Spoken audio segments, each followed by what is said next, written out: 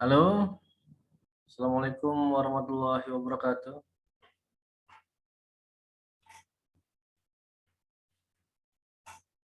Apakah kedengaran suara saya di sana?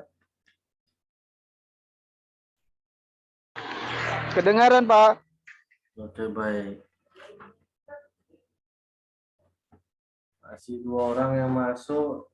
Teman-teman yang lain, apakah hadir atau tidak hadir ini? Nah, bulan masuk.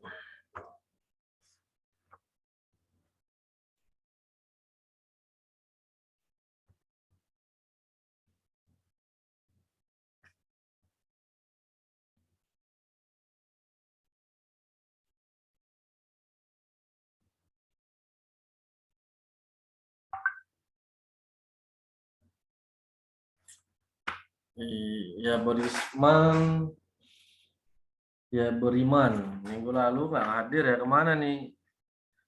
Ya Beriman. Iya, Pak.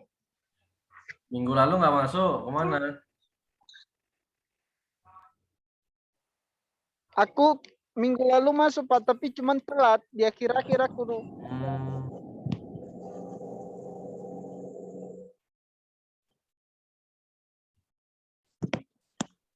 Hmm. Kita tunggu temannya yang lain belum pada masuk.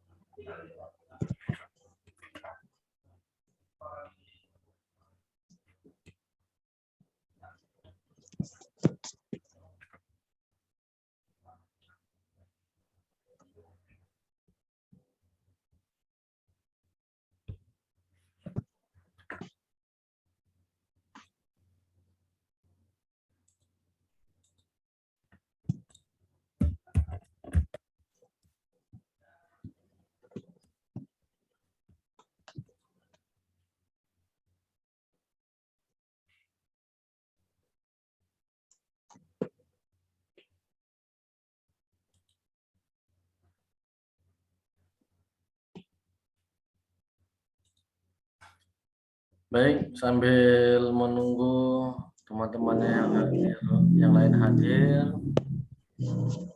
kita mulai saja untuk pertemuan pada hari ini. Nah, setelah saya lihat di grup sudah ada dibagi untuk kelompoknya.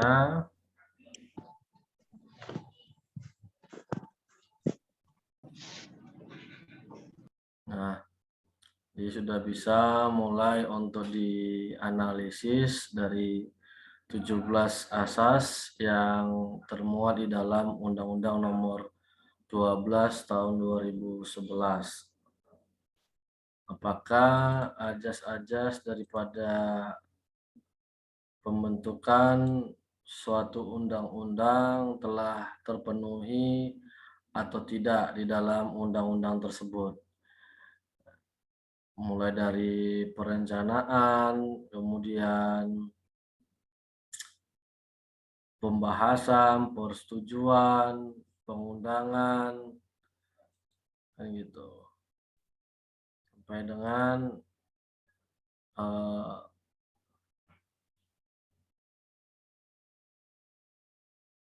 undang-undang itu dicatatkan di dalam lembaran negara.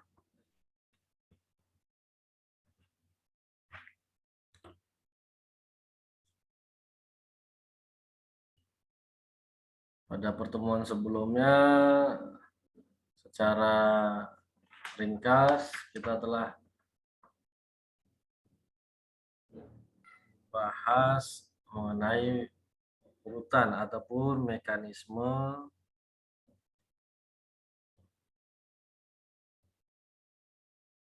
dalam pembentukan undang-undang ataupun peraturan perundang-undangan. Nah, yang paling penting adalah di tahap perencanaan daripada peraturan perundang-undangan tersebut.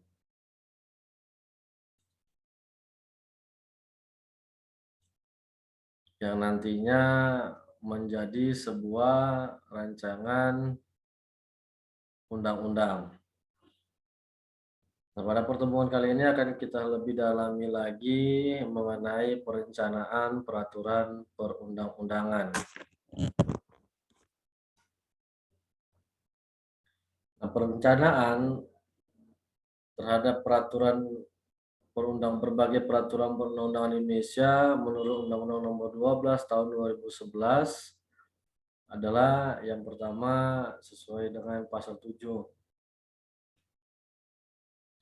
Karena perencanaan dalam membentuk Undang-Undang Dasar Negara Republik Indonesia, apakah bisa menjadi sebuah amandemen atau tidak. Ketetapan Majelis, ketetapan MPR,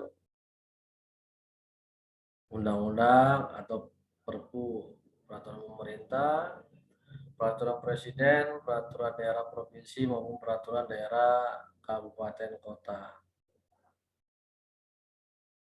Nah, pada pertemuan yang lalu dalam melakukan perencanaan baik yang datangnya dari pemerintah maupun dari DPR, nantinya akan dibahas dan dibicarakan apakah ini bisa untuk ditingkatkan atau tidak di dalam rapat ataupun di dalam pembahasannya. Nah, ketika ini layak, maka dimasukkan ke dalam prolegnas, program legislasi nasional.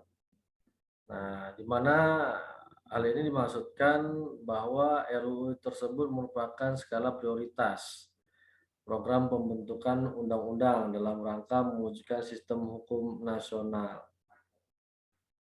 Misalnya, ternyata apabila ketentuan ini tidak segera dibahas,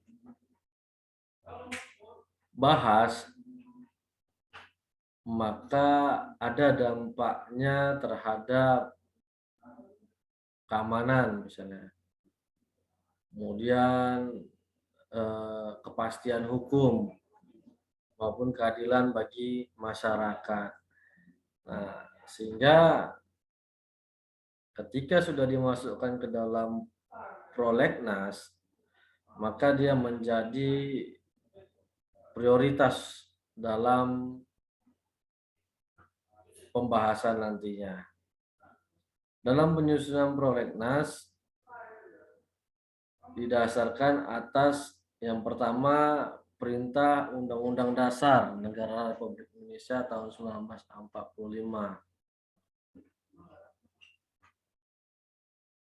Dibawa suratnya? Besok aja. Oh. Sebentar ya.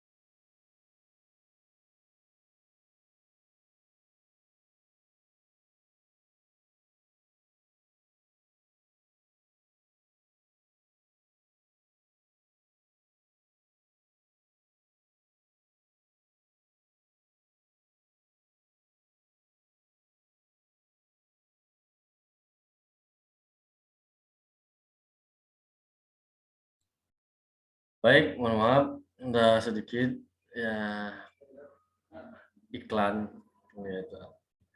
Nah,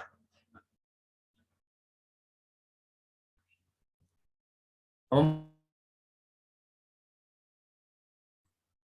dalam penyusunan daftar rancangan undang-undang ataupun dalam menyusun prolegnas, yang pertama didasarkan kepada perintah daripada Undang-Undang Dasar. Artinya di dalam Undang-Undang Dasar dasar pembentukan nantinya undang-undang itu ada. Misal, ya kan, bumi, air, dan ruang angkasa dikuasai oleh negara untuk kesejahteraan rakyatnya. Nah, maka dalam perintah undang-undang ini bagaimana negara menguasai tanah, bumi, air, dan ruang angkasa, maka dengan membuat suatu peraturan supaya negara dapat dengan leluasa bertindak terhadap bumi, air, dan ruang angkasa ini. Nah, kemudian perintah dari ketetapan MPR, ya kan, ini terhadap hal-hal yang tertentu garis besar haluan negara maupun dalam hal adanya untuk perubahan daripada undang-undang dasar. Nah, misalnya perintah undang-undang lainnya, contoh undang-undang ketenagakerjaan, melahirkan undang-undang tentang penyelesaian perselisihan hubungan industrial. Nah, atas perintah undang-undang lainnya, lahirlah undang-undang penyelesaian perselisihan hubungan industrial. Kemudian sistem perencanaan pembangunan nasional.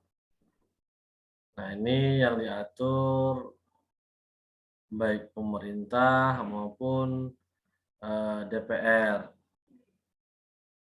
Apa regulasi dalam melancarkan pembangunan nasional?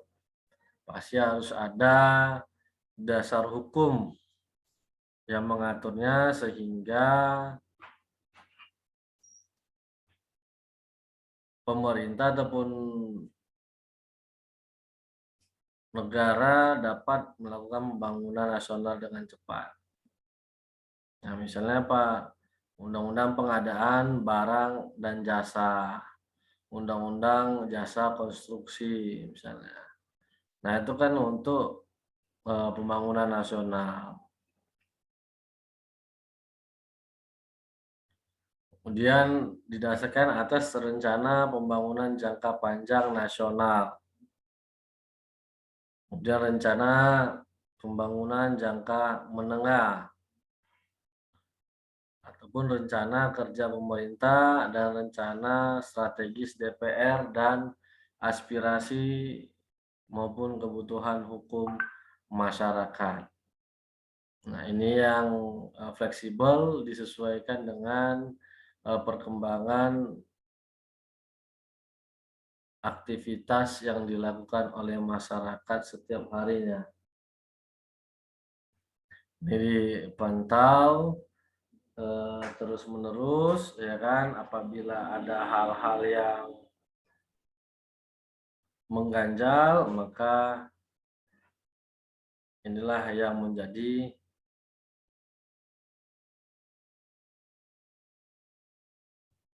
skala prioritas dalam pembentukan peraturan perundang-undangan.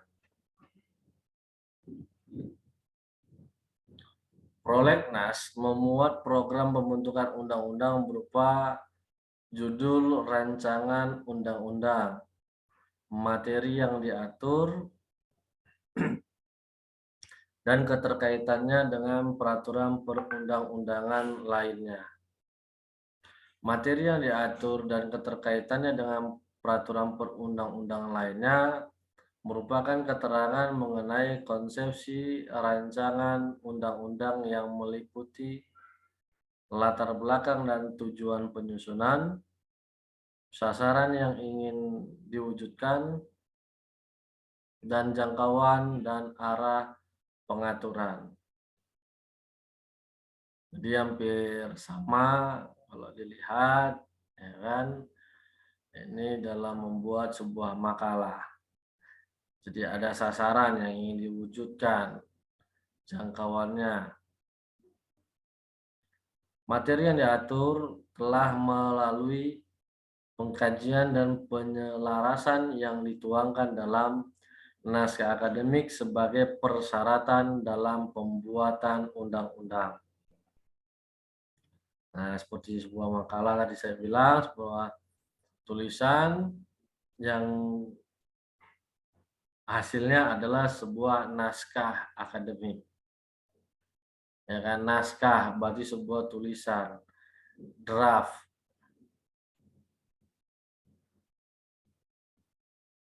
Nah, namun ada akademiknya, dikaji secara ilmu pengetahuan, bukan hanya berdasarkan kemauan sendiri daripada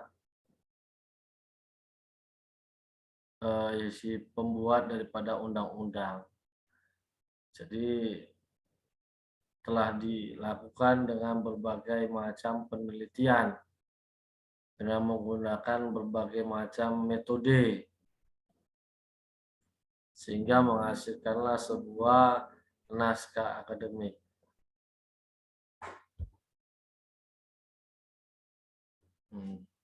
Jadi naskah akademik ini yang sangat penting di dalam pembentukan peraturan perundang-undangan. Penyusunan prolegnas tadi seperti yang sudah dikatakan di awal dilaksanakan oleh DPR dan pemerintah.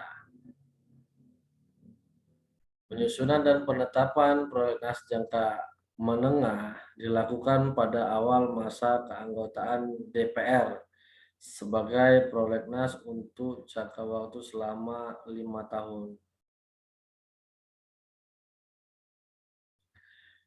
Nah, bagi prolegnas untuk jangka waktu menengah dapat dievaluasi setiap akhir tahun bersamaan dengan penyusunan dan penetapan prolegnas prioritas tahunan.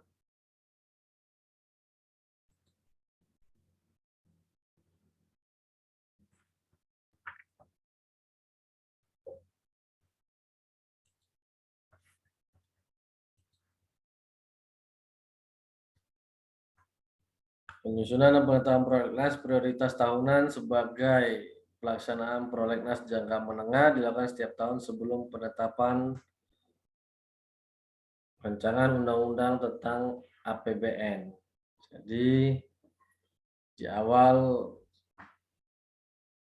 jabatan dari anggota DPR, maka ditetapkanlah atau susun prolegnas. Jadi apa pekerjaan yang akan dilakukan oleh DPR tersebut sudah ada alurnya, sudah ada rencana kerjanya. Demikian juga terhadap RUU ataupun prolegnas tahunan. Harus dilihat juga bagaimana skala prioritasnya. Nah, ketika ini masuk kepada skala prioritas, maka harus segera ditetapkan sebelum disahkannya ataupun dibuatnya rancangan undang-undang tentang APBN pada masa itu. Jika ini terjadi, lewat, maka dia tidak bisa menjadi prioritas tahunan. Dan gitu.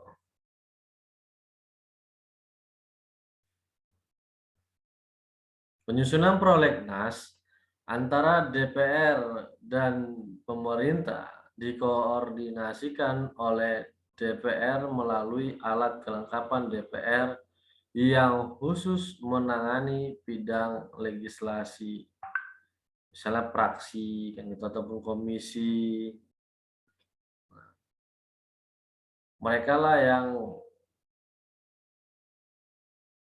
melakukan koordinasi ataupun penyusunan. Penyusunan prolegnas di lingkungan DPR dikoordinasikan oleh alat kelengkapan DPR yang harus menangani bidang legislasi.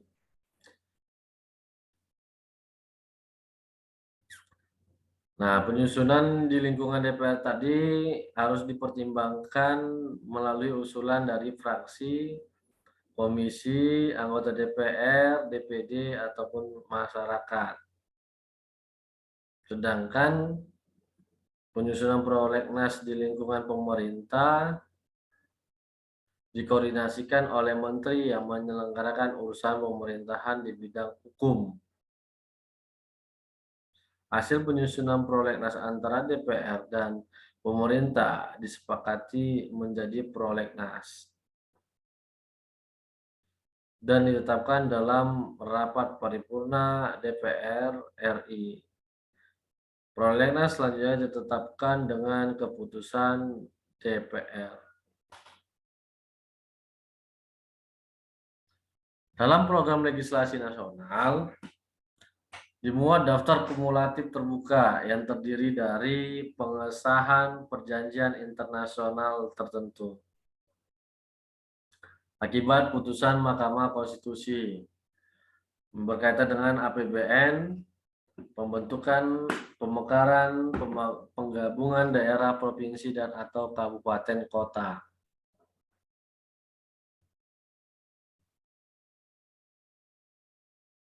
Penetapan atau pencabutan peraturan pemerintah pengganti undang-undang. Dalam keadaan tertentu, DPR atau Presiden dapat mengajukan RUU di luar prolegnas mencakup untuk mengatasi keadaan luar biasa, keadaan konflik, atau bencana alam. Keadaan tertentu lainnya yang memastikan adanya urgensi nasional atas suatu RUU yang dapat disetujui bersama oleh alat kelengkapan DPR yang khusus menangani bidang legislasi dan menteri yang menyelenggarakan urusan pemerintahan di bidang hukum.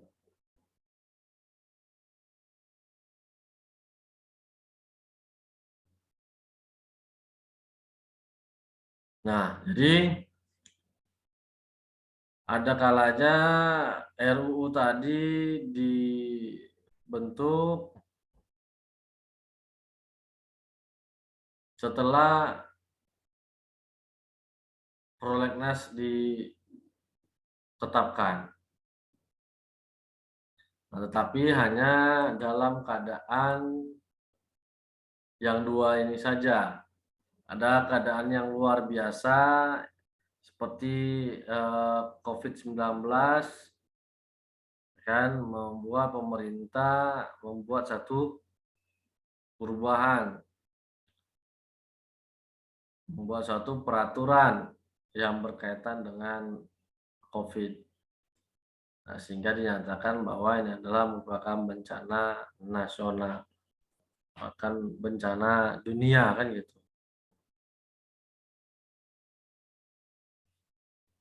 Nah, di dalam prolegnas juga diutamakan adalah RUU mengenai hasil dari perjanjian internasional, adanya putusan Mahkamah Konstitusi berkaitan dengan APBN, kemudian berkaitan dengan daerah, kan gitu, otonomi. Nah, atau dia berkaitan dengan Perpu, karena Perpu ada masa berlakunya. Nah, Perpu ini bisa mudah untuk dibatalkan.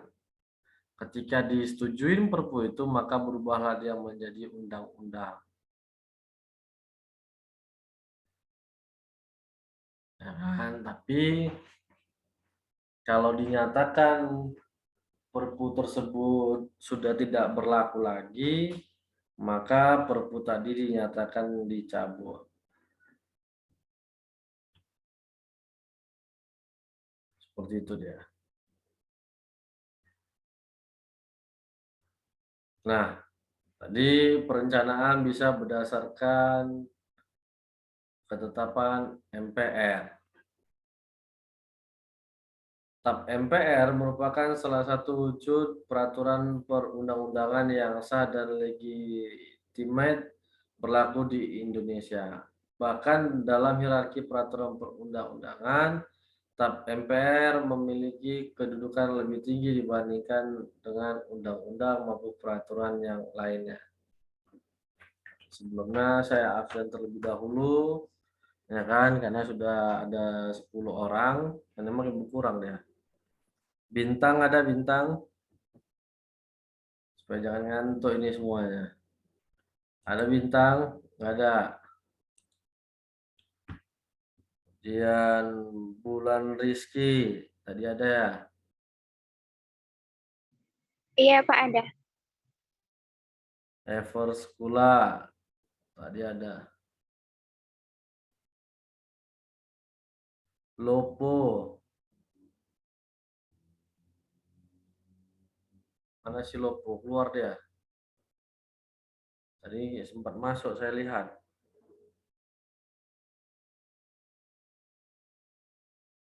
Kita tunggu lagi nanti si Lopo masuk lagi apa enggak.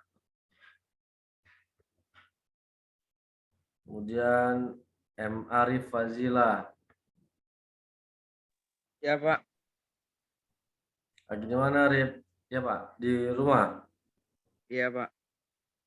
Mika. Hadir ya. Lagi di rumah ini Mika. Enggak, Pak, lagi dinas. Oh, lagi dinas ya. Oke. Riko Hartono. Tadi ada dia. Ada, Pak. Oke. Lagi di mana nih Riko?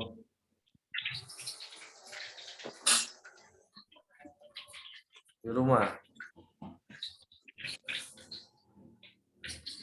Lagi mandi kayaknya. Oh, lagi mandi. Niki Devi Boru Ginting. Oh, atau mau persiapan ibadah. Ronaldo Sitopu. Hadir, Pak. Lagi di mana Ronald? Masih kerja, Pak. Kerja ya. Pak, maaflah dua pertemuan nggak hadir, Pak. Oke, nggak apa-apa. Yusuf Fernando. Hadir Pak, hadir. Kemudian Muhammad Iqbal. Sudah ada si Iqbal. Hadir Pak. Ya. Kemudian Sonia Teresia ini baru muncul ini. Sonia. Karena di daftar hadir saya baru ini. Mana Sonia? Hadir Pak, hadir. Ya, lagi di Kemarin mana? baru ini Pak, ngurus KRS-nya Pak, telat bayar uang kuliah. Oh gitu. Iya iya iya. Ini lagi di mana posisinya? Di rumah? Enggak Pak, di kerjaan Pak. Saya kerja di Matahari Pak. Mau kerja matahari bisa sambil curi-curi? Izin tadi Pak sama SPP-nya. Di matahari mana? Manhattan Pak. Oh, Manhattan. Iya iya iya. Kayaknya kok bisa ya kan? Karena matahari itu agak apa dia payah dia ya kan? Ini Oke. saya izin sih Pak. Kan biasanya kan masuk pagi. Ini karena Bapak buatnya jam 5:30 tadi. Iya, karena saya kalau malam nggak terkejar nanti takutnya. Jadi Iya, makanya Pak. kita sepakati dari awal itu memang 5:30 masuknya. Kita rubah dia jadwalnya. Baik Pak, baik. Ya, ya udah tidak masalah. Tinggal nanti untuk ada tugas itu silakan nanti konfirmasi ke teman-temannya bagaimana untuk mekanismenya gabung dengan siapa. Ya kan silakan nanti. Ya Pak, udah ditanya Pak. Nah ya, oke baik. Oke, baik. Sudah ada peningkatan dari hari ke hari untuk yang hadir. Mudah-mudahan sampai dengan pertemuan akhir tetap banyak yang hadir, ya kan? Nah, bagi yang bekerja, ya kan, tetap semangat. Yang di rumah, ya juga tetap semangat, kan gitu. Baik, kita lanjutkan untuk pembahasan materi kita.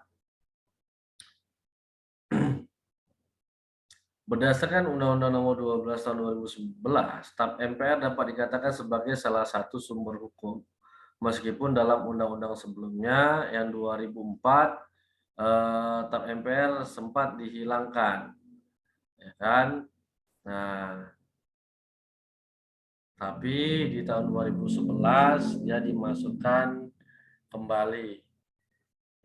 Nah, padahal di dalam peraturan-peraturan yang lama sampai dengan 2002 staf MPR itu tetap ada, ya kan, tetap dimasukkan. Nah, namun hanya 2004 terjadi perubahan, dia dihilangkan, kemudian 2011 dimasukkan kembali. Nah, dimasukkannya kembali staf MPR dalam tata urutan perundang-undangan hanya merupakan bentuk penegasan saja bahwa produk hukum yang dibuat berdasarkan staf MPR masih diakui dan berlaku secara sah dalam sistem perundang-undangan di Indonesia.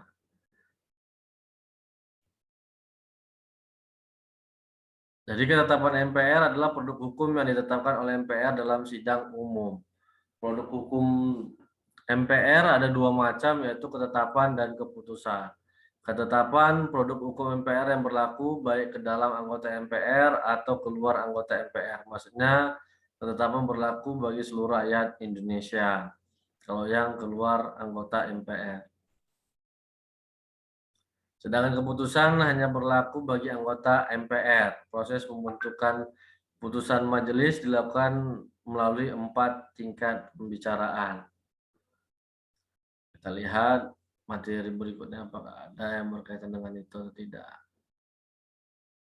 Nah, kemudian bagaimana perencanaan dalam peraturan pemerintah. Nanti bentar lagi nih waktunya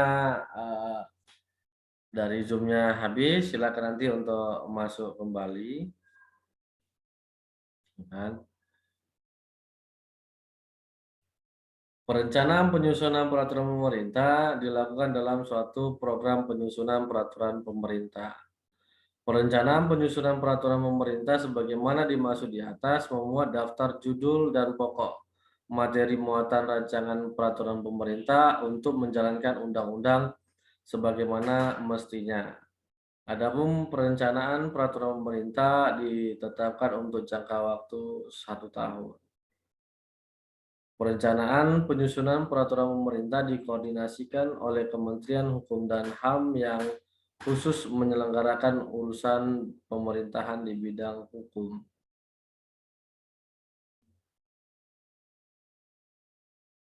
Perencanaan penyusunan peraturan pemerintah ditetapkan dengan keputusan Presiden. Adapun rancangan peraturan pemerintah berasal dari kementerian dan atau lembaga pemerintahan non-kementerian sesuai dengan bidang tugasnya. Dalam keadaan tertentu, kementerian atau lembaga pemerintah non-kementerian dapat mengajukan rancangan peraturan pemerintah di luar perencanaan penyusunan peraturan pemerintah yang telah ditetapkan sebelumnya. Rancangan peraturan pemerintah dalam keadaan tertentu dibuat berdasarkan kebutuhan undang-undang atau putusan Mahkamah Agung. Nah, jadi peraturan pemerintah adalah sebagai peraturan pelaksana. Jadi dalam jangka waktu 1 tahun sejak dilahirkannya undang-undang, maka harus sudah dibuat perencanaan dalam penyusunan peraturan pemerintah sebagai peraturan pelaksana daripada undang-undang. Makanya penetapan ataupun pengesahannya dilakukan oleh presiden ataupun ditetapkan berdasarkan keputusan presiden. Kan, di mana presiden memiliki hak untuk membuat peraturan pemerintah, sebab yang menjalankan ataupun yang melaksanakan undang-undang adalah pemerintah. Pemerintah yang mengakomodir daripada undang-undang ataupun memberikan penjelasan yang luas terhadap suatu undang-undang yang apabila dibuat secara umum untuk ketentuan-ketentuan tertentunya belum tentu bisa berlaku bagi seluruh wilayah yang ada di Indonesia. Ya kan, makanya dibuatlah dia satu peraturan pemerintah yang menjawab semua hal-hal yang belum dijelaskan di dalam undang-undang. Misalnya dalam ketentuan ini akan diatur dengan peraturan pemerintah, akan diatur dengan peraturan menteri, dan sebagainya. Nah, inilah bentuk daripada undang-undang dilaksanakan berdasarkan perintah undang-undang lain. Nah, ada di dalam materi muatannya ataupun pasal demi pasal yang menjelaskan hal tersebut, perintah untuk dibentuk peraturan yang lainnya berdasarkan undang-undang tersebut.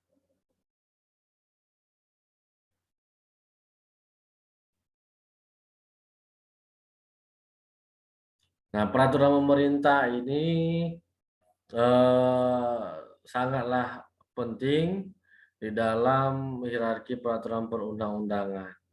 Karena tanpa ada perencanaan ataupun tanpa ada peraturan pemerintah, undang-undang tidak akan bisa efektif berjalan. Nah, gitu. Tidak bisa tujuan hukum itu tercapai. Nah, ini sebentar lagi akan mati, ya kan, 1 menit lagi nggak sampai pun. Ya, nanti akan kita masuk kembali.